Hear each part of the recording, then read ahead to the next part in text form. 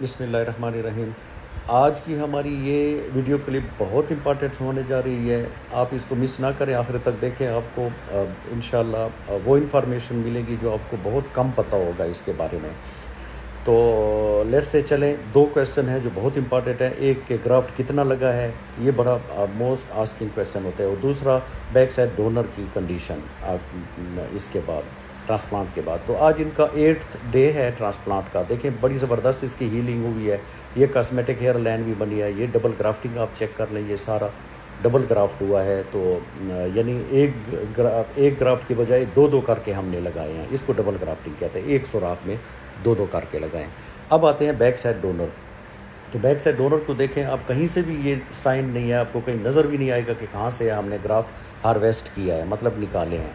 तो आप शुरू से ले के यानी एक टेम्पोरल पीक से जो कलमे वाली जगह है, दूसरे कलमे वाली जगह तक आप चेक कर लें, कहीं भी आपको ये साइन नहीं मिलेंगे कि हमने ग्राफ्ट यहाँ से निकाला है। बल्कि इससे भी क्वेश्चन किया गया था कि आपको ग्राफ्ट कहाँ से निकाला गया है, जो तो बिल्कुल पीछे से पता ही नहीं चल रहा है। ये क्लाइंट हमें बता रहा था। अब आते हैं ग्राफ्ट की कितना लगा है। तो देखें, आपने दो क्वेश्चन करने हैं अक्सर जब भी आप काउंसलिंग करें। नंबर 1, आपने ग्राफ्ट की क्वालिटी पूछनी है कि एक बाल वाला ग्राफ्ट वो ज़्यादा निकालते हैं पंचिंग में, 2, 3, 4 तो 5 तक भी निकलते हैं एक ग्राफ्ट में। इसको कहते हैं यूनिट।